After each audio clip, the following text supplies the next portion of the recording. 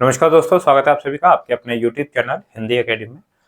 आप लोगों ने DSSB के फॉर्म की जानकारी आप लोगों तक पहुंच गई होगी और आप सोच रहे हैं कि कहां से तैयारी शुरू करें, कैसे तैयारी शुरू करें, ये समझ नहीं आ रहा है। तो बिल्कुल सही वीडियो आप लोगों ने खोली है। अगर आप लोगों ने के पास ये वीडियो पहुंच गई है तो वीडियो को अंत तक जरूर देखिएगा, क्योंकि मैं इस वीडियो में आप लोगों को बताने वाला हूँ कि DSSB PGT हिंदी के लिए आप तैयारी कर रहे हैं तो किस तरीके से अपनी तैयारी को 2025 में कर सकते हैं। चलिए शुरू करते हैं। और कौन कौन सी किताबें हैं जो कि आपको हेल्पफुल रहेंगी।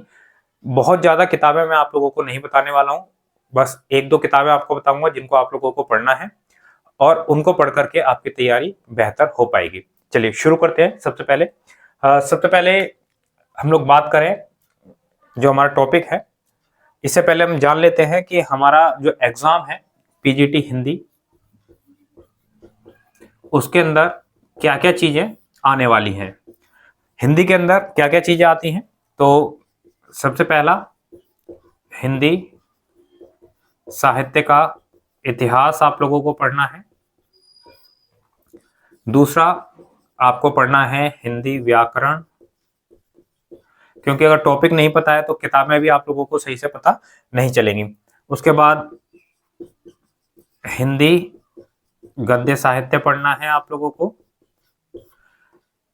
चौथा जो टॉपिक है वह है आप लोगों का काव्य शास्त्र। पांचवा टॉपिक है आप लोगों का पत्रकारिता। छठा टॉपिक है आप लोगों का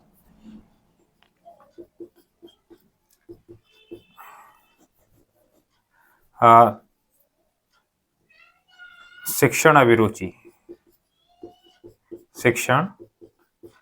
अभिरुचि। तो ये कुल मिलाकर लगभग 6 टॉपिक हैं आप लोगों के अलग अलग, जो कि आप लोगों को PGT हिंदी की तैयारी के लिए पढ़ने पड़ेंगे। हिंदी साहित्य आपको अच्छे से पढ़ना पड़ेगा, हिंदी व्याकरण पढ़ना पड़ेगा, गद्य साहित्य पढ़ना पड़ेगा, काव्य शास्त्र, पत्रकारिता और शिक्षण अभिरुचि। ये अलग अलग टॉपिक हैं जो आप लोगों के एग्जाम में कुल मिलाकर के 200 मार्क्स के यहाँ पर आएंगे। ठीक है, और 200 मार्क्स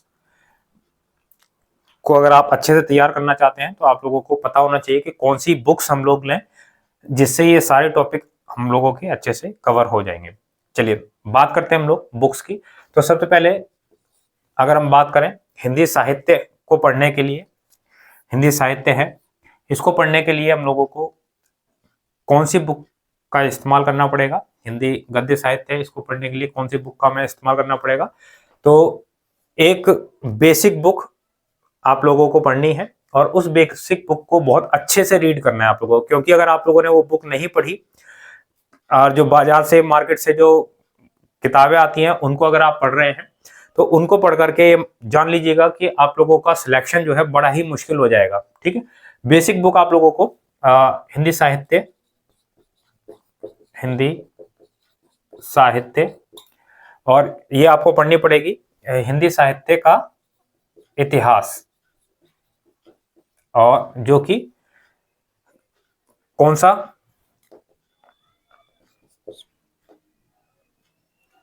हिंदी साहित्य का इतिहास रामचंद्र शुक्ल।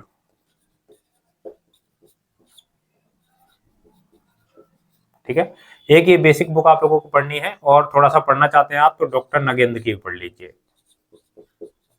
ठीक है, डॉक्टर नगेंद्र हिंदी साहित्य का इतिहास और रामचंद्र शुक्ल हिंदी साहित्य का इतिहास। अगर आप डॉक्टर नगेंद्र नहीं पढ़ते हैं तो रामचंद्र शुक्ल आप लोग जरूर पढ़ लीजिएगा, क्योंकि अगर जब तक आप लोग रामचंद्र शुक्ल जी को नहीं पढ़ते हैं तब तक आप लोगों का हिंदी साहित्य बड़ा अधूरा सा रहेगा। ठीक है, तो हिंदी साहित्य को अच्छे से पढ़ने के लिए रामचंद्र शुक्ल आप जरूर पढ़ लीजिएगा। इसके बाद मार्केट से आप जो भी किताबें अपनी तरफ से ला करके पढ़ना चाहें उनको पढ़ सकते हैं। उसके बाद बात करें हम लोग आगे, तो आगे हम लोग क्या कर सकते हैं, किस तरीके से हम लोग तैयारी के लिए और किताब ला सकते हैं। तो एक होती है हमारे पास में बुक वन लाइनर। ठीक है, वन लाइनर एक बुक होती है, मार्केट में कहीं भी आप लोगों को मिल जाएगी। और किस नाम से मिलती है, वो मिलती है आप लोगों को सरस्वती पांडे के नाम से। सरस्वती पांडे, गोविंद पांडे, ये आप लोगों को वन लाइनर बुक है, आप पढ़ें 2 से 3 बार कम से कम इसको पढ़ें एग्जाम से पहले। और रामचंद्र शुक्ल को कम से कम एक बार आप लोगों को जरूर पढ़ना है, एक से ज्यादा बार अगर आप लोग पढ़ लेंगे ना बहुत अच्छी बात है, ठीक है। सरस्वती पांडे 2 से 3 बार कम से कम आप लोगों को पढ़नी है। ये मान लीजिएगा आपके एग्जाम का 50% पोर्शन आप लोगों को सरस्वती पांडे मिल जाएगा एक ही बुक के अंदर, ठीक है। तो आप अच्छे से इसको पढ़ लीजिए। उसके बाद एक आप लोगों को इसके बाद जरूरत पड़ेगी प्रैक्टिस सेट की। प्रैक्टिस सेट कौन सा लें? तो प्रैक्टिस सेट कोई भी ले सकते हैं आप, ठीक है। मार्केट में जो भी प्रैक्टिस सेट उपलब्ध हो उस प्रैक्टिस सेट को आप लोग ले सकते हैं, ठीक है। और सबसे अच्छा क्या रहेगा कि पिछले वर्षों के अगर आपको प्रश्न पत्र मिल जाते हैं तो उन प्रश्न पत्रों को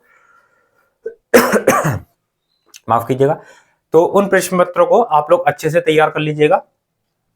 सबसे अच्छा प्रैक्टिस सेट वही है आपके लिए, ठीक है। उसके बाद बाकी के टॉपिक हम लोगों को कहां से पढ़ना है? देखिए काव्य शास्त्र की अगर बात करें हम लोग, तो कोई मार्केट के अंदर कोई भी एक बुक आप लोगों को काव्य शास्त्र की जो कि DSSB के लिए ही स्पेशल हो उपलब्ध नहीं होगी, नहीं मिलेगी आप लोगों को, ठीक है। बात करें हम लोग पत्रकारिता के लिए,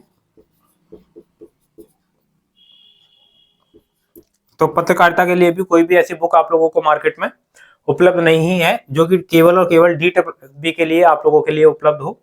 तो इन दोनों ही टॉपिक पर मैंने ई बुक तैयार की थी और वो ई बुक आप लोगों को मिल जाएंगी। अगर आप चाहें तो ये ई बुक लेकर के पढ़ सकते हैं, बहुत ही जेन्युइन से प्राइस में आप लोगों को उपलब्ध हो जाती है दोनों ही ई बुक। और ये मिलेंगी कहां से? ये दोनों ई बुक आप वीडियो के डिस्क्रिप्शन में जाकर के हिंदी एकेडमी ऐप को डाउनलोड कर सकते हैं। प्ले स्टोर पर जाकर के भी आप हिंदी एकेडमी ऐप को डाउनलोड कर लीजिए और हिंदी एकेडमी ऐप को डाउनलोड करके वहां पर आप लोगों को ये दोनों ही ई बुक उपलब्ध हो जाएंगी। वहां से जाकर के आप लोग आराम से परचेज कर सकते हैं, ठीक है। काव्य शास्त्र की और पत्रकारिता की दोनों ई बुक हिंदी एकेडमी ऐप पर जाकर के आप लोगों को मिल जाएंगे। ये दोनों ई बुक वहां से जाकर के आप ले सकते हैं। अब एक बड़ा ही इंपॉर्टेंट टॉपिक हमारा रह गया, वो है व्याकरण। व्याकरण कहां से करें? देखिए व्याकरण कहां से करें? व्याकरण के लिए बहुत सारी किताबें हैं, ठीक है, हमारे पास में। और बहुत अच्छी किताबें जो कि व्याकरण विदों की हैं। और वो जो व्याकरण विद हैं उनकी इतनी सारी किताबें हमारे पास हैं कि अगर आप लोग उनको पढ़ेंगे, ठीक है, और पूरा डिटेल में अगर पढ़ते हैं तो आपका जो फोकस है वो थोड़ा सा हट सकता है, क्योंकि उसके अंदर पूरा ग्रामर की डिटेल बहुत ज्यादा होती है जो कि आप कुछ ऐसी है जो कि आपके काम की है, कुछ ऐसी है जो कि आपके काम की नहीं है। तो क्या करें हम? देखिए आप लोगों को क्या करना है, पिछले वर्ष के प्रश्न पत्र देखने हैं और पिछले वर्षों के प्रश्न पत्रों में जो जो टॉपिक आपके ग्रामर से पूछे जा रहे हैं और जिस तरीके से क्वेश्चन आपके पूछे जा रहे हैं, टॉपिक वाइज एक लिस्ट बनाइए आप लोग। और उस लिस्ट को क्या करेंगे, लिस्ट बना करके अलग अलग किताबें अगर मार्केट में आपको मिलती है तो वहां से आप कोई भी किताब ग्रामर की ले लेंगे और उसमें टॉपिक वाइज वहां से आप लोग तैयार कर सकते हैं, ठीक है। और मैं भी कोशिश कर रहा हूं कि ग्रामर के लिए बहुत जल्द आप लोगों को एक ई बुक उपलब्ध कराऊं जो कि बहुत ज्यादा आप लोगों के लिए इजी होगी। और ये जो ई बुक रहेगी ये आप लोगों के लिए कैसी ई बुक होगी? ये होगी केवल और केवल DSSB के लिए जो बेस्ट ई बुक होगी, ठीक है। DSSB में किस तरीके से क्वेश्चन पूछे जाते हैं, किस तरीके से टॉपिक आते हैं, वो सारे रहेंगे। और स्पेशली इसीलिए तैयार की जा रही है ताकि DSSB के एग्जाम के अंदर जितना भी 40 से 50 क्वेश्चन होते हैं वो आप लोग आराम से कर पाए। दोस्तों ये थी हमारी आज की वीडियो और आज की इस वीडियो को यहीं पर मैं खत्म करता हूं और उम्मीद करता हूं कि आप लोगों को वीडियो पसंद आई होगी। अगर वीडियो पसंद आई है तो वीडियो को लाइक कीजिए, दोस्तों को शेयर कीजिए। चैनल पर अगर आप लोग नए आए हैं तो चैनल को सब्सक्राइब जरूर कर लीजिएगा और बेल आइकन को जरूर हिट कीजिए ताकि आने वाली वीडियोस की नोटिफिकेशन आप लोगों तक पहुंच सके। मिलते हैं हम लोग अगली वीडियो में अगले टॉपिक के साथ में। बहुत बहुत धन्यवाद आप सभी साथियों का।